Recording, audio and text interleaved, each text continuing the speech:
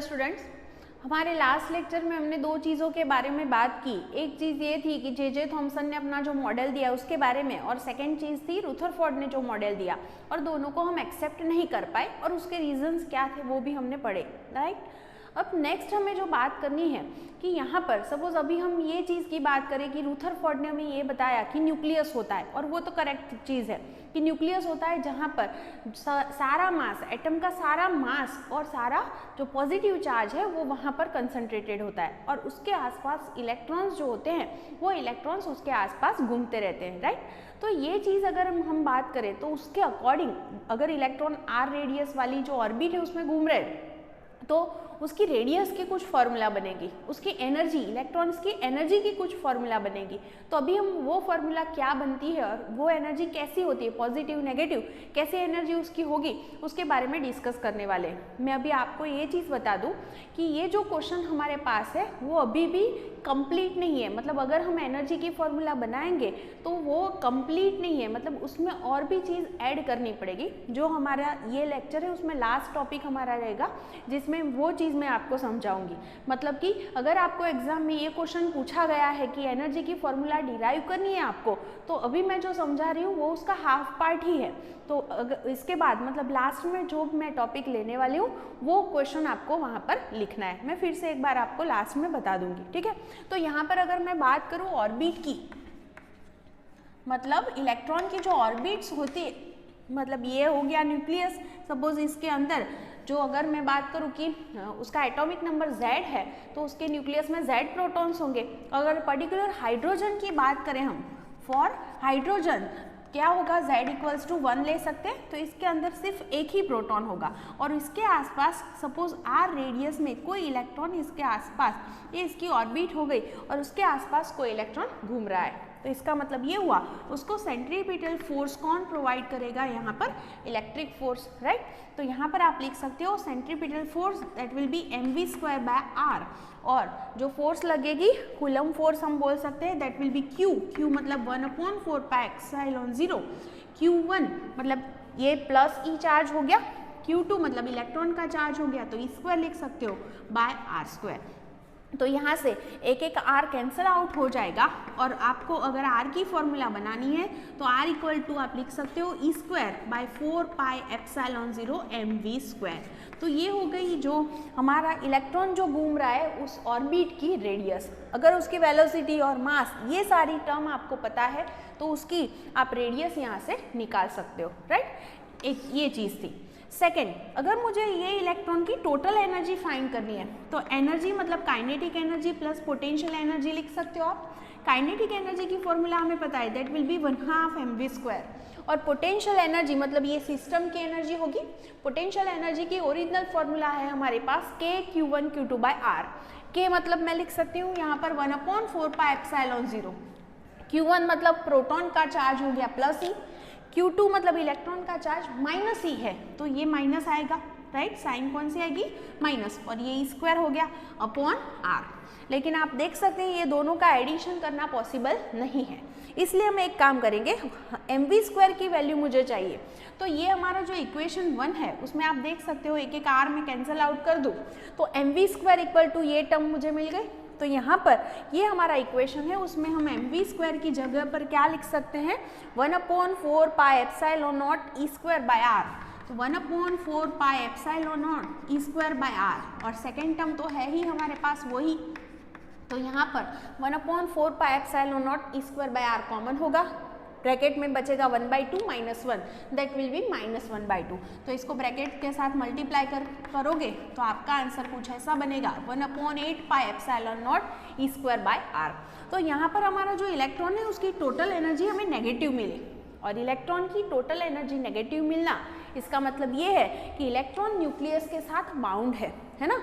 अगर उसकी energy negative है, इसका रीज़न मतलब ये हुआ कि यहाँ पर उस पर कुछ फोर्स लग रहा है जिसकी वजह से वो क्या हो गया, उसके साथ न्यूक्लियस के साथ बाउंड है।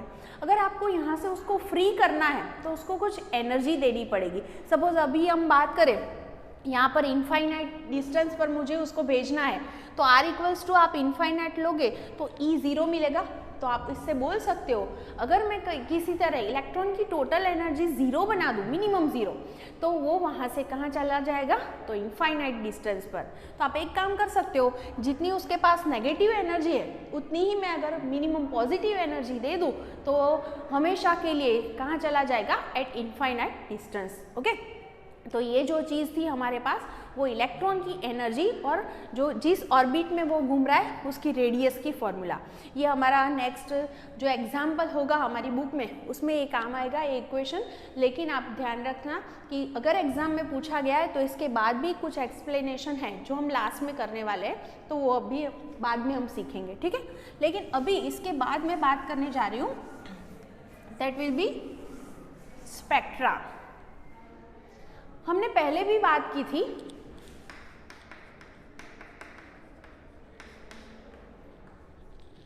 कि हमने दो चीज़ों के बारे में बात की थी। आपको याद होगा कि अगर हम सपोज सॉलिड्स लेते हैं, लिक्विड्स लेते हैं या फिर डेंस गैसेस लेते हैं तो उसकी वजह से हमें जो स्पेक्ट्रा मिलता है वो कैसा होता है, कंटिन्यूअस। और अगर हम जिसकी डेंसिटी कम है ऐसे गैसेस चूज करेंगे तो उसका स्पेक्ट्रा हमें कैसा मिलता है, तो डिस्क्रीट फॉर्म में मिलता है, राइट। तो यहाँ पर हम दो स्पेक्ट्रा के बारे में बात करने वाले हैं, one is emission and second is absorption spectra, ठीक है। तो दो चीज़ों के बारे में, पहली चीज़ एमिशन स्पेक्ट्रा हमें कैसे मिलेगा। सपोज मेरे पास ये डिस्चार्ज ट्यूब है, इसके अंदर मैं कोई गैस भर रही हूँ at low pressure. Low pressure पर ये गैस को अगर हमने भरा है और अंदर से हम डिस्चार्ज करेंगे, मतलब कि करंट पास करेंगे, तो इसके जो इलेक्ट्रॉन्स होते हैं हम बोल सकते हैं, अभी उसको हम पढ़ने भी वाले हैं आगे जाके, कि इलेक्ट्रॉन अपनी मिनिमम एनर्जी वाली स्टेट में रहते हैं, that is called its ground state.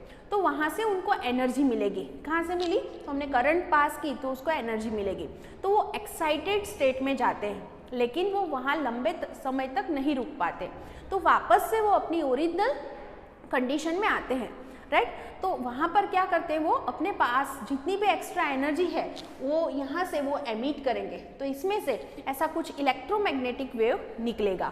अगर मैं इसका स्पेक्ट्रा निकालूँ तो वो स्पेक्ट्रा जो मुझे मिलेगा, मैं स्पेक्ट्रोमीटर ले सकती हूँ, उसके अंदर में स्पेक्ट्रा मुझे मिल सकता है। तो ये हमें जो स्पेक्ट्रा मिला that is called emission spectrum, right. तो यहाँ पर सिंपल चीज़ थी, हमारे पास गैस था, उसको हमने लो प्रेशर पर लिया है, तो यहाँ से जब मैंने करंट पास किया इसके अंदर से तो इलेक्ट्रॉन्स कहाँ गए, ग्राउंड स्टेट थे, एक्साइटेड स्टेट में, तो वहाँ पर लंबे समय तक नहीं रुक पाए, तो वापस आने के लिए उन्होंने अपने पास जो एनर्जी थी उसका एमिशन किया, राइट। तो जो इलेक्ट्रोमैग्नेटिक वेव अंदर से निकली उसकी वजह से जो स्पेक्ट्रा हमें मिला है that is called emission spectra, right.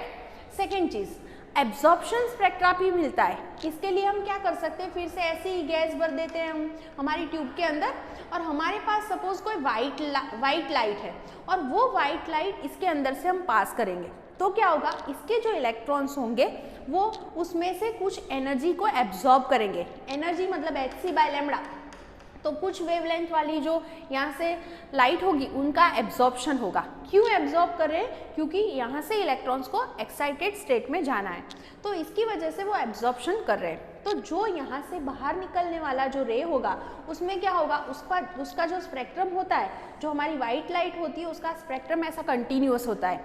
लेकिन क्या हुआ, जब यहाँ से जो गैस हमने भरी थी उसके जो एटम्स थे उसके इलेक्ट्रॉन ने इसमें से कुछ वेवलेंथ को एब्जॉर्ब कर लिया।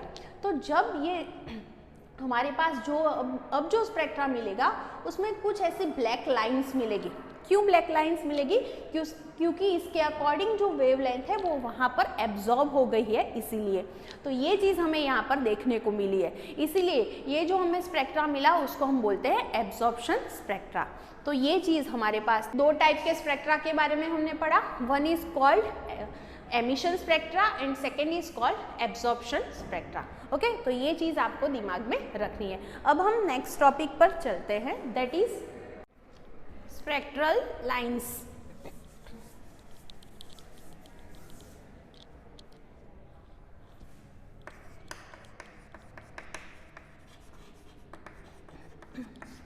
देखिए, सबसे पहले जो पाल्मेर नाम के एक साइंटिस्ट थे उन्होंने क्या किया, जो हमारे पास वो ट्यूब है डिस्चार्ज ट्यूब जिसके अंदर उन्होंने हाइड्रोजन जो गैस थी वो भर दी और उसके अकॉर्डिंग उन्होंने एमिशन स्पेक्ट्रम जो था उसको रीड किया।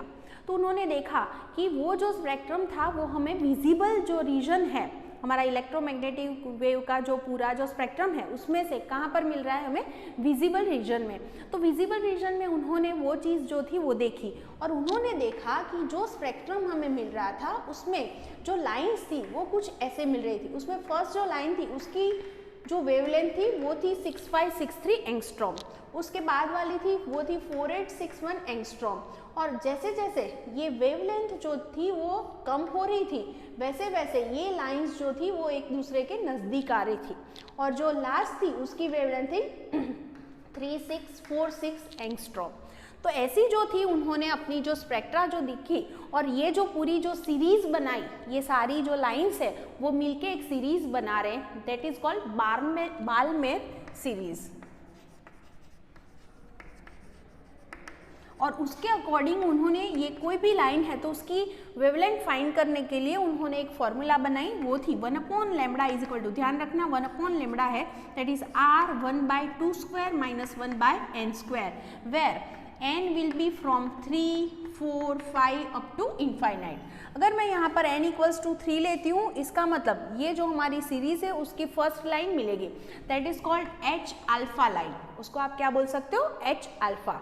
सेकेंड n इक्वल टू अगर हम 4 रखेंगे तो सेकेंड लाइन है उसकी हमें वेवलेंथ मिलेगी that will be called h beta line. उसके बाद वाली जो होगी उसको हम बोल सकते हैं h gamma and last will be h infinite. Okay, तो यहाँ से जो बाल्मेर सीरीज हमें मिली है उसका ये इक्वेशन हो गया और वो हमें कहाँ पर मिली है, कौन से रीजन में, that will be in visible region. Okay, ये चीज़ आपको ध्यान में रखनी है। और एक चीज़ आप यहाँ पर नोट करो, जैसे जैसे n बढ़ रहा है, मतलब n मतलब क्वांटम नंबर बोल सकते हो उसको, जैसे n इंक्रीज हो रहा है तो वेवलेंथ डिक्रीज हो रही है। तो अगर आपको पूछे कहीं पर भी कि मिनिमम वेवलेंथ वाली लाइन आपको फाइंड करनी है तो उसके लिए सपोज हमारे पास बाल्मेर सीरीज है, उसकी मिनिमम वेवलेंथ कितनी होगी, तो n आपको मैक्सिमम लेना पड़ेगा। n की वैल्यू कैसे लेनी पड़ेगी, मैक्सिमम मतलब इनफाइनाइट। अगर मैं n इक्वल टू इनफाइनाइट लूँगी तो मुझे लैम्बडा जो मिलेगा वो कैसा मिलेगा, मिनिमम। तो अगर n मैक्सिमम है तो lambda will be minimum, right.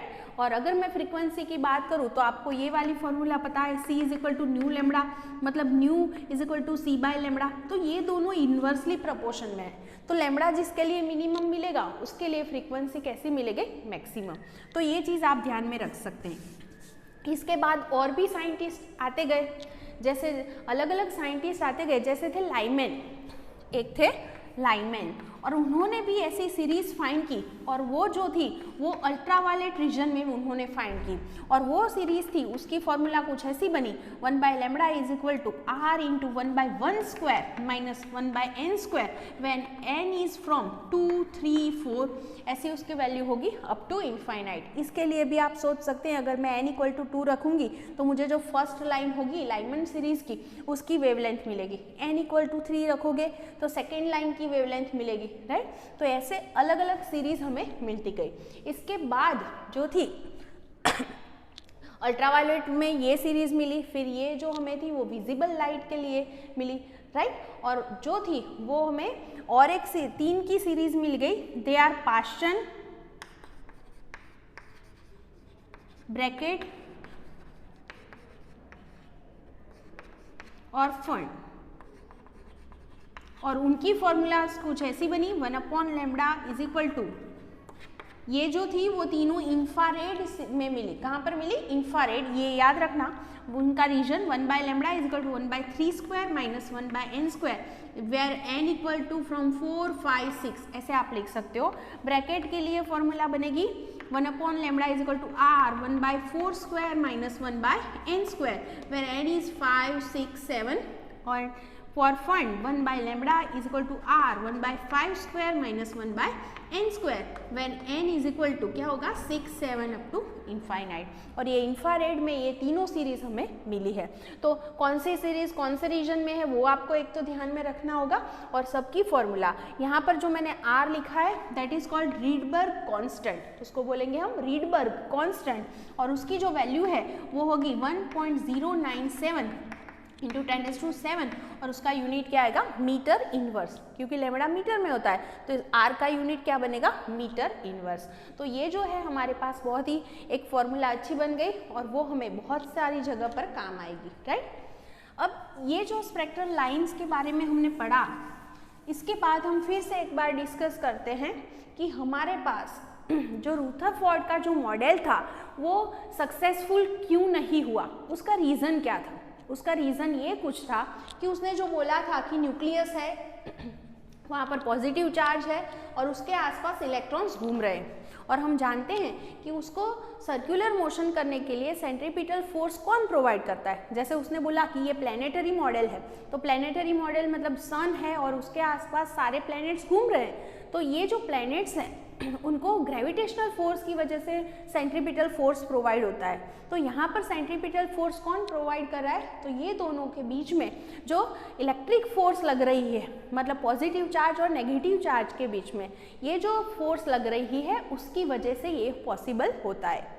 लेकिन और एक चीज़ हो गई यहाँ पर कि ये जो हमारा नेगेटिव चार्ज है, मतलब जो इलेक्ट्रॉन है वो एक्सेलरेट होता है, और कोई भी चार्ज जब वो एक्सेलरेट होता है तो वो अपने अंदर से इलेक्ट्रोमैग्नेटिक वेव का उसमें से रेडिएशन होता है, राइट। तो वो एमिट करता है इलेक्ट्रोमैग्नेटिक वेव। तो इसका मतलब ये हुआ, अगर ये इलेक्ट्रॉन एनर्जी रिलीज कर रहा है तो उसकी एनर्जी धीरे धीरे डिक्रीज होती जाएगी, तो वो कम रेडियस वाली ऑर्बिट में घूमता जाएगा, तो धीरे धीरे उसकी जो ऑर्बिट है वो सर्कल की जगह ऐसी स्पाइरल बनेगी और लास्ट में वो कहाँ चला जाएगा, न्यूक्लियस के अंदर। अगर ऐसा हो गया तो हमारा जो एटम है वो तो अनस्टेबल बन जाएगा, और मतलब ये चीज़ पॉसिबल नहीं है, इसीलिए इसका जो मॉडल था वो हम एक्सेप्ट नहीं कर पाए। तो रीज़न मेन ये चीज़ थी। अब इसके बाद जो थे वो दूसरे साइंटिस्ट आ गए जिनका नाम था नील बोर, और उन्होंने जो बोर मॉडल दिया वो बोर मॉडल हम एक्सेप्ट मतलब कहीं तक बोल सकते हो आप, उसको हम एक्सेप्ट कर सकते हैं। उसका रीज़न ये, उन्होंने कुछ परसेप्शंस लिए, उसके अकॉर्डिंग जो थे वो उसके अकॉर्डिंग उन्होंने 3 बातों के द्वारा अपना जो मॉडल था वो उन्होंने हमें दिया है। वो परसेप्शंस क्या है वो हम बताते हैं। फर्स्ट चीज़ ये है, उन्होंने ये बताया कि न्यूक्लियस के आसपास इलेक्ट्रॉन जो है वो इलेक्ट्रॉन क्या कर रहा है, घूम रहा है, राइट, रोटेट कर रहा है, तो वही दौरान वो कभी भी कोई भी एनर्जी रिलीज नहीं करता, मतलब एनर्जी उसमें से एमिट नहीं हो रही। तो एक चीज़ ये हो गई कि इलेक्ट्रॉन जब ऑर्बिट में घूम रहे हैं न्यूक्लियस के आसपास तब वो एनर्जी को एमिट नहीं कर रहे, एक चीज़ ये हो गई। इसका मतलब ये हुआ कि वो सेम एनर्जी के साथ वही ऑर्बिट में घूमते रहते हैं, तो एनर्जी डिक्रीज होने की बात इसमें नहीं आई। ऐसी जो ऑर्बिट्स होती हैं उनको हम स्टेशनरी ऑर्बिट बोलेंगे। ये उन्होंने फर्स्ट चीज़ बताई।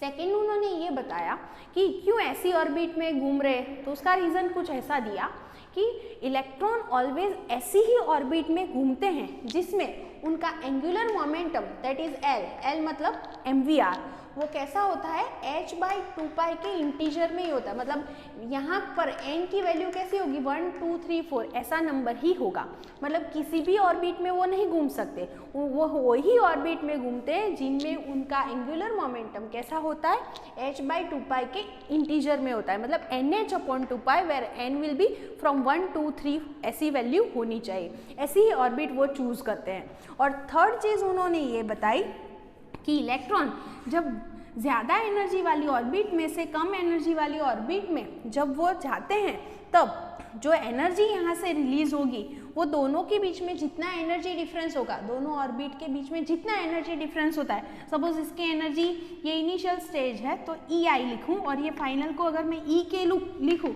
तो EI माइनस E के will be equal to H nu, मतलब जो फोटोन निकलेगा उसकी एनर्जी कितनी होगी, तो ये दोनों के बीच में जितना एनर्जी डिफरेंस होगा उतनी ही एनर्जी वहाँ से रिलीज होगी, राइट। तो ये तीनों चीज़ें उन्होंने हमें बताई अपने मॉडल में। तो इसको अगर हम एक्सेप्ट करके चलें और इसके अकॉर्डिंग हमारा जो इलेक्ट्रॉन है वो इलेक्ट्रॉन की ऑर्बिट की रेडियस और उसकी एनर्जी की फॉर्मूला अभी हम बनाने जा रहे हैं। फर्स्ट रेडियस की बात करेंगे। अगर न्यूक्लियस में Z प्रोटॉन्स है तो उसका चार्ज कितना होगा, Ze।